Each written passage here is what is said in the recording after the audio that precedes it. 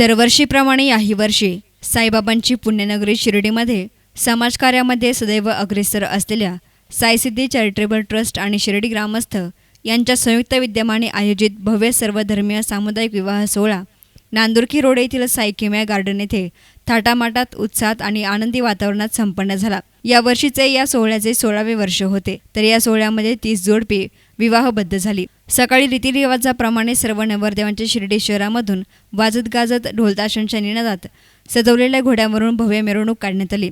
या मिरवणुकीत नवरदेवांकडील नातेवाईकांसह शिर्डीतील मान्यवर तसेच तरुणांचा उत्साह दिसून आला। त्यानंतर लग्नस्थळी मिरवणूक आल्यानंतर नवरदेवांचे लग्न मंडपात आगमन झाले आणि त्यानंतर रीतिरिवाजाप्रमाणे धार्मिक परंपरेनुसार संत महंतांच्या उपस्थितीत मंत्रोच्चारांच्या जयघोषामध्ये सर्व जोडपी विवाह बंधनात अडकली। विशेष म्हणजे लग्न मंडपात ठिकठिकाणी स्त्रीभ्रूण हत्या थांबवाचे फलक लावण्यात आले होते। या सोहळ्यास महाराष्ट्र राज्याचे विरोधी पक्षनेते नामदार राधाकृष्ण विखे पाटील यांची प्रमुख उपस्थिती होती। तसेच साई संस्थानचे उपाध्यक्ष चंद्रशेखर कदम, माजी मंत्री अण्णासाहेब म्हस्के, नगराध्यक्ष योगिता शेळके, उपनगराध्यक्ष जगन्नाथ गोंदकर, विश्वस्त सचिन तांबे, दीपक पटारे, सभापती हिराबाई कातोरे, गणेश कारखान्याचे चेअरमन मुकुंदराव सदाफळ, हरिभक्तपरायण उद्धव महाराज मंडलिक, चंद्रभान महाराज चौधरी, देवानंद गिरीजी महाराज आणि काशिकानंद महाराजांची उपस्थिती होती। याप्रसंगी सुमित्रा कोते, सर्व नगरसेवक नगरसेविका तसेच साईनिर्माणचे विजय कोते आदींसह शिर्डीमधील प्रतिष्ठित मान्यवरांची उपस्थिती होती। आतापर्यंत जवळपास 1545 विवाह या सोहळ्यामध्ये यशस्वीपणे पार पडली। श्रद्धासबुरीचा संदेश देणाऱ्या बाबांच्या नगरीमध्ये अक्षय तृतीयेच्या शुभमुहूर्तावर हा विवाह सोहळा संपन्न झाला।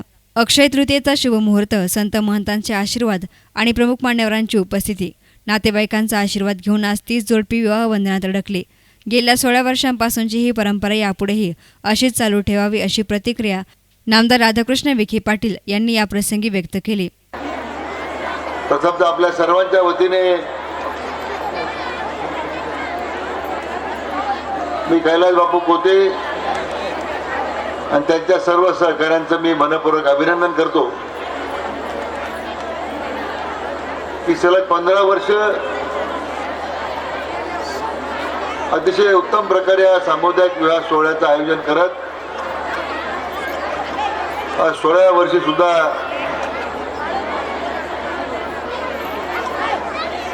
या सामुदायिक विवाह सोहळ्याचं सातत्य त्याने टिकवलं। असंख्य कुटुंबाचे आशीर्वाद त्यांना मिळाले। आपल्या सगळ्यांच्यावर असताना परमपूज्य साईबाबांचा आशीर्वाद त्यातून आपल्या सगळ्यांनाच प्रेरणा मिळत राहते, आपला आत्मविश्वास वाढत राहतो आणि बाबांच्या आशीर्वादाने बापूंनी हे कार्य अविरतपणे सुरू ठेवलं। सर्व धर्मीय अशा प्रकारचा सामुदायिक विवाह सोहळ्याचं आयोजन हे आज उत्तम प्रकारे करण्याचं काम गेल्या अनेक वर्षापासून ते करतायत। मगाशी त्या आमच्या मुलीने जे काही या सामुदायिक विवाह सोहळ्यासंबंधी जे भाष्य केलं ते अतिशय बोलकं आहे आणि माझ्या काळाची गरज म्हणून मला वाटतं असंख्य कुटुंबाला या सामुदायिक विवाहातून उद्या आपल्या या सगळ्या मुलींचे विवाह करायचे आहेत, मुलांचे विवाह करायचे आहेत, एक नवा विश्वास त्यांच्या जीवनामध्ये निर्माण करण्याचं काम आज बापूंनी केलेलं आहे। अक्षय तृतीयाचा मुहूर्त हा आपल्या 3.5 मुहूर्तापैकी एक उत्तम मुहूर्त आहे। आज आपल्या सगळ्यांना त्याच्या शुभेच्छा देताना आज सगळ्या संतांचे आशीर्वाद या वधूवरांना लाभलेले आहेत।